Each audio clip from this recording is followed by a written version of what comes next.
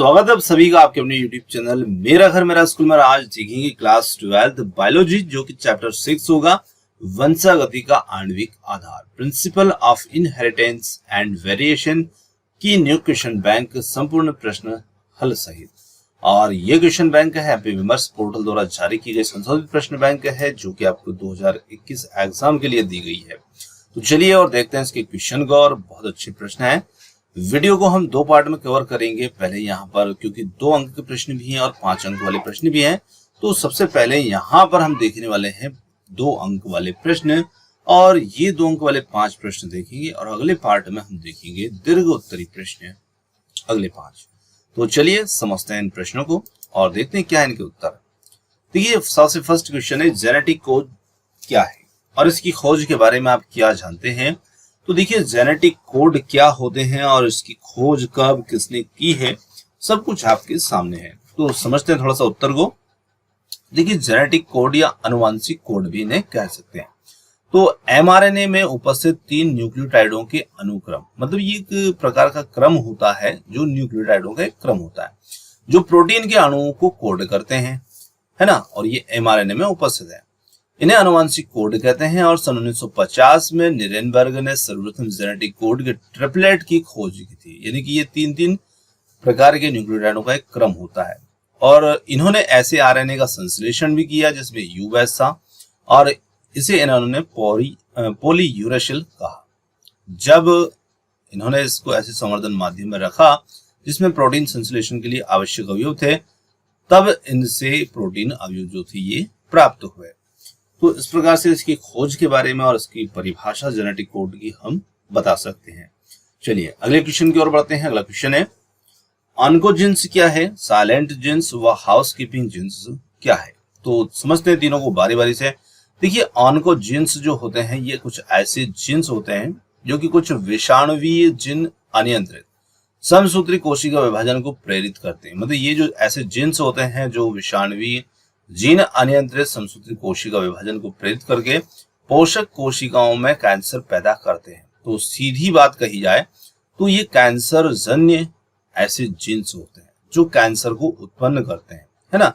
समसूत्री कोशिका विभाजन को, मतलब ये जो विभाजन जब होता है कोशिकाओं के अंदर तो फिर ये कंट्रोल नहीं होता है, ये अनियंत्रित हो जाता है और इसी के कारण ट्यूमर जो गठाने होती है उत्पन्न होती है।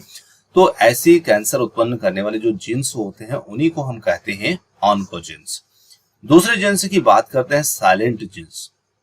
देखिए साइलेंट का मतलब ही होता है चुपचाप रहना, है ना। तो ये कुछ ऐसे जीन्स हैं जो अपनी अभिव्यक्ति को प्रदर्शित नहीं करते और इनकी अभिव्यक्ति आवश्यकता पड़ने पर ही होती है। मतलब सामान्य स्थिति में ये अपनी अभिव्यक्ति को प्रदर्शित नहीं करते हैं, चुपचाप पड़े रहते हैं, और जब आवश्यकता होती तभी ये अभिव्यक्ति उत्पन्न करते हैं।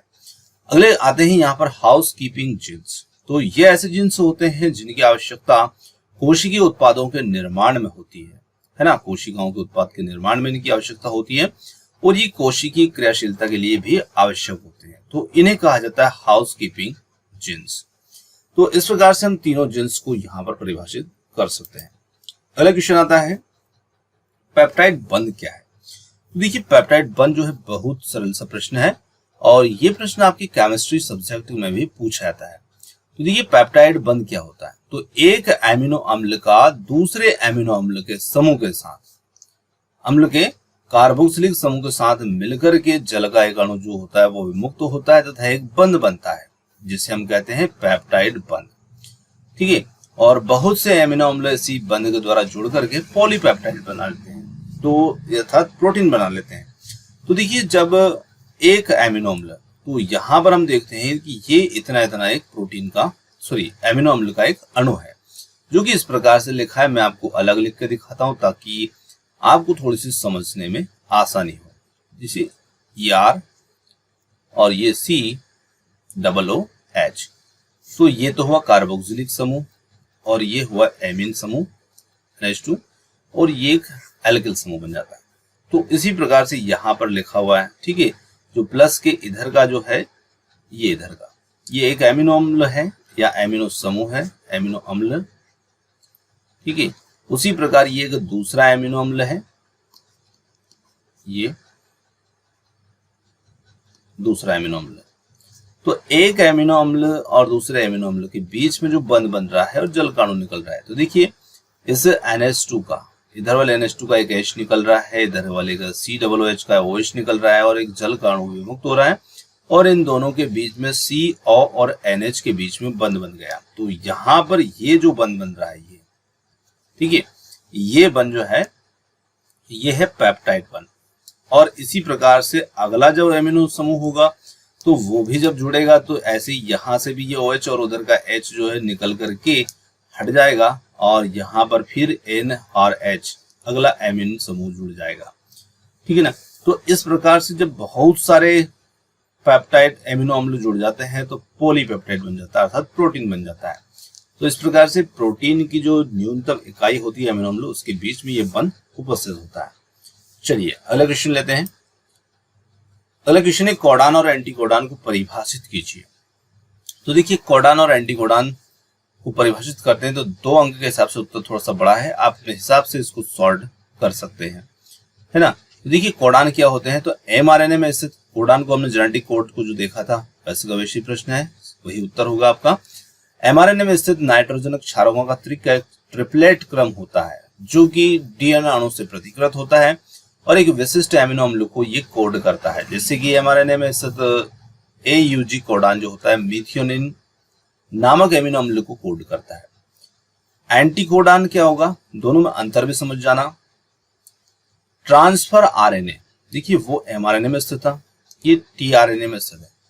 tRNA के एंटीकोडान लूप पर स्थित 3 नाइट्रोजनी क्षारकों का वह विशिष्ट क्रम जो प्रोटीन संश्लेषण के क्रम में विशिष्ट एमिनो अम्ल को संश्लेषण स्थल अर्थात राइबोसोम तक ले जाने वाले tRNA द्वारा mRNA के कोडान से बंध बनाता है ना, जिसे हम कहते हैं एंटीकोडान।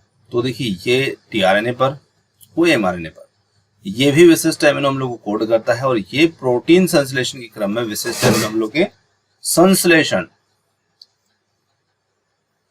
अर्थात राइबोसोम तक ले जाने वाले tRNA द्वारा mRNA के कोडान से बंध बनाता है। अब यहाँ पर कुछ उदाहरण बताएं, जैसे mRNA के AUG कोडान है तो मीथियोनिन नामक एमिनो अम्ल वाहक tRNA के एंटीकोडान पर UAC नामक एंटीकोडान होता है। तो इस प्रकार से इन दोनों को हम परिभाषित कर देंगे। अगला क्वेश्चन आता है अनुलेखन से आप क्या समझते हैं।